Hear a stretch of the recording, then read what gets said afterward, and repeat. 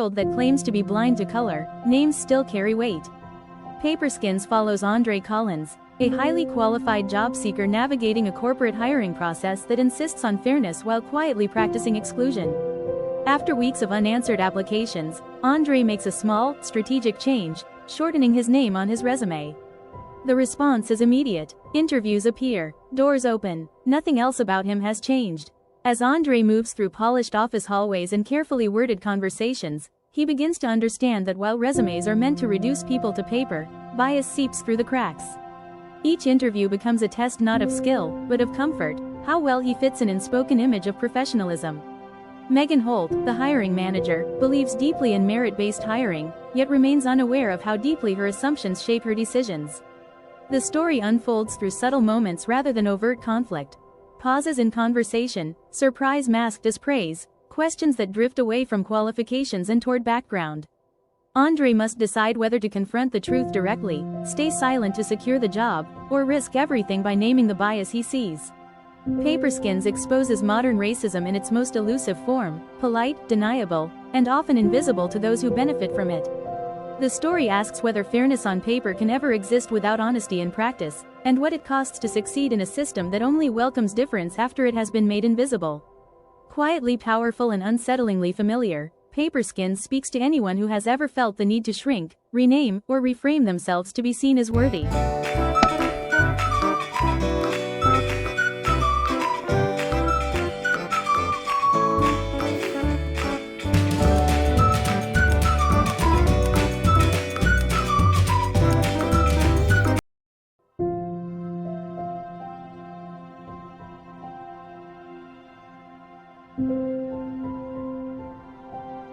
Andre Collins had rewritten his resume 12 times.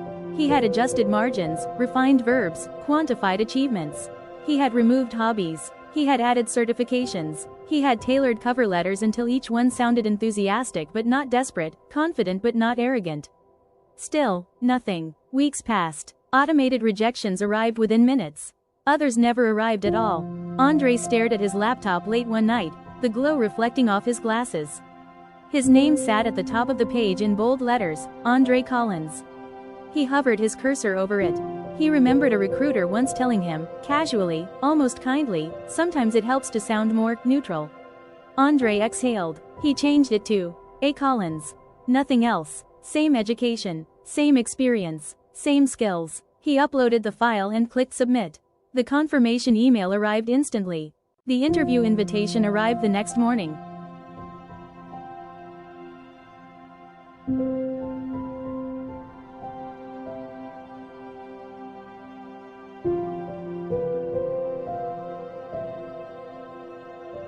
Megan Holt prided herself on efficiency. She believed in fair hiring. She believed in data. She believed bias was a thing of the past, something addressed through training modules and diversity statements.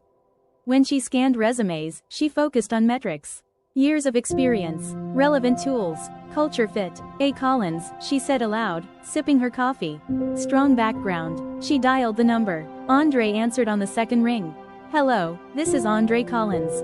There was a pause, barely a second, but Andre felt it. Oh, Megan said lightly. Hello, this is Megan Holt from Westbridge Solutions. Her tone shifted, recalibrated itself. They spoke about scheduling, availability, logistics. Megan's voice remained professional, pleasant, just slightly guarded. Andre hung up and stared at his phone. He had not changed his voice. But something had already changed.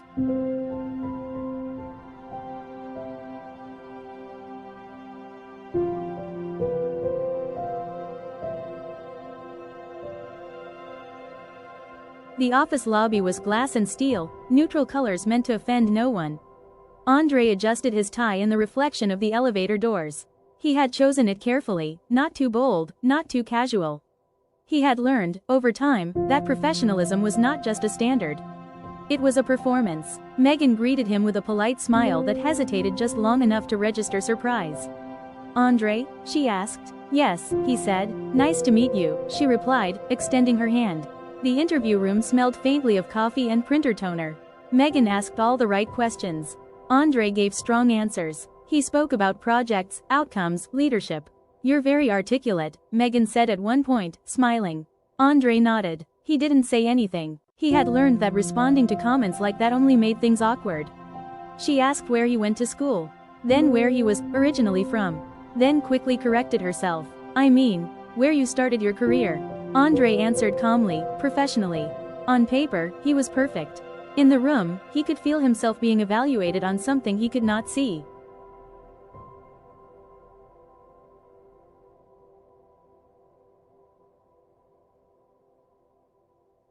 Later that day, Andre sat in his car, engine off, hands resting on the steering wheel.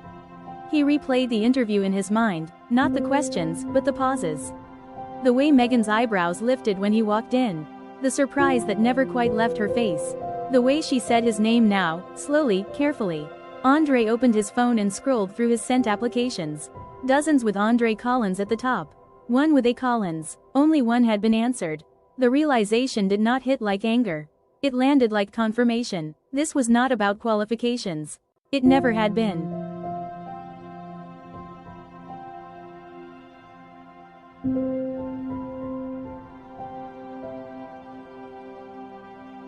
Two days later, Megan called again.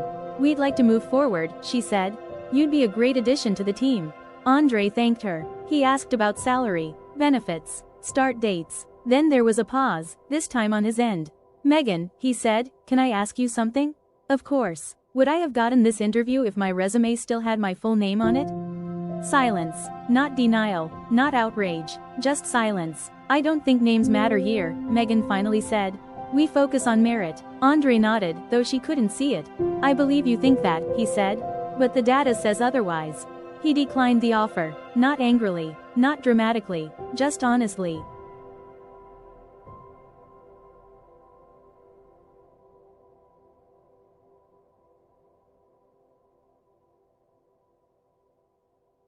Megan sat alone in the conference room long after the call ended.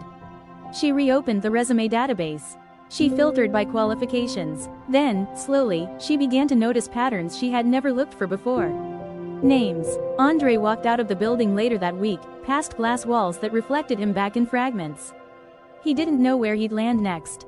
But he knew this. He would no longer make himself smaller on paper to be palatable in person. Some systems weren't broken by shouting.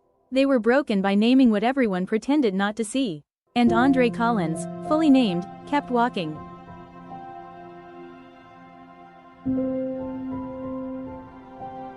Bias doesn't disappear just because we claim to be fair or data-driven. It hides in small, unexamined choices. When systems reward people for making themselves neutral or smaller to be accepted, the problem isn't the individual, it's the system. Real change begins when we name those patterns honestly and refuse to participate in our own erasure.